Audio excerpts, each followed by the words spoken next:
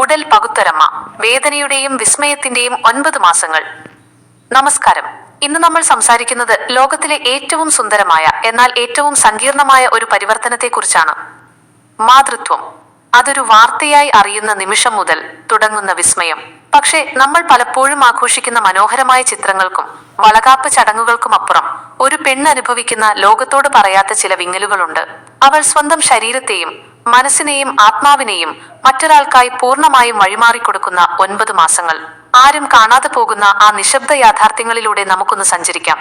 ആദ്യത്തെ കുറച്ചു മാസങ്ങൾ ഒരുതരം വല്ലാത്ത തളർച്ചയാണ്. മനം പുരട്ടലും ക്ഷീണവും കൊണ്ട് അവൾ ഉലഞ്ഞു പോകുന്ന നിമിഷങ്ങൾ. സ്വന്തം ശരീരം തന്റേതല്ലാതായി മാറുന്നതിന്റെ ആകുലതകൾ. കണ്ണാടിയിൽ നോക്കുമ്പോൾ കാണുന്ന വീർത്ത പാദങ്ങളും മാഞ്ഞുപോയ പഴയ രൂപവും അവളെ ഒരുപക്ഷെ സങ്കടപ്പെടുത്തിയേക്കാം. ശ്വാസമെടുക്കാൻ പോലും പ്രയാസപ്പെട്ട് അവൾ ഇടയ്ക്ക് കിതയ്ക്കും. ഓരോ രാത്രിയും ഉറക്കം അവളിൽ നിന്ന് അകന്നുപോകും.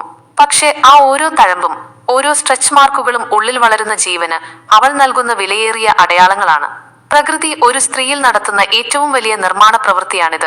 തന്റെ രക്തവും മാംസവും കൊണ്ട് മറ്റൊരു ശ്വാസത്തെ നിർമ്മിക്കുന്ന മാന്ത്രികത.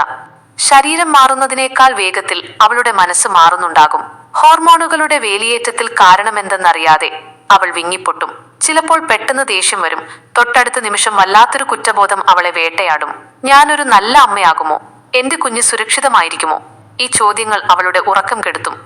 സ്വന്തം കരിയർ, സ്വപ്നങ്ങൾ, അതുവരെ കൊണ്ടു നടന്ന വ്യക്തിത്വം, ഇതെല്ലാം ഒരു പടിവാതിൽക്കൽ ഉപേക്ഷിക്കേണ്ടി വരുമോ എന്ന പേടി അവളെ പിൻവലിയാൻ പ്രേരിപ്പിക്കും.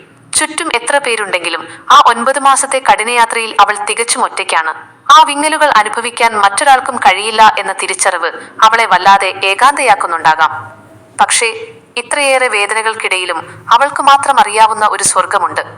ഉള്ളിൽ നിന്നൊരു കുഞ്ഞു തട്ടൽ. ആദ്യമായി അത് അനുഭവപ്പെട്ടപ്പോൾ അവൾ വിറച്ചു പോയിട്ടുണ്ടാകും. കണ്ടിട്ടില്ലാത്ത, മുഖമറിയില്ലാത്ത ഒരാളുമായി അവൾ നടത്തുന്ന ആ നിശബ്ദ സംഭാഷണങ്ങൾ. പ്രപഞ്ചത്തിലെ ഏറ്റവും വലിയ സ്നേഹ കവിതയാണത്. ഞാൻ നിനക്കായി കാത്തിരിക്കുന്നു എന്ന് അവൾ വയറിൽ തലോടി പറയുമ്പോൾ അവൾ അനുഭവിച്ച എല്ലാ ക്ഷീണവും വേദനയും ഒരു നിമിഷം കൊണ്ട് ഇല്ലാതാകുന്നു.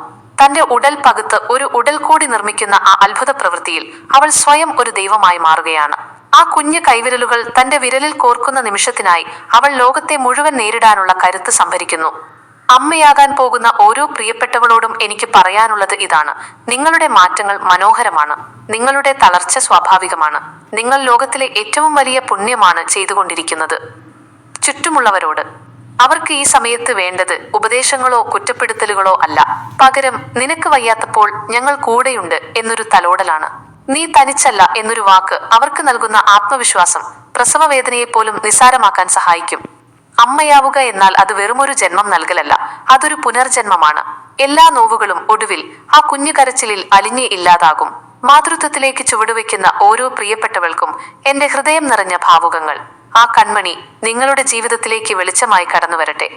തിരിച്ചറിവിന്റെ തിരിയടങ്ങാത്ത അലമൊഴികളുമായി വീണ്ടും കാണാം. സ്നേഹത്തോടെ, അലമൊഴി സ്റ്റോറീസ്.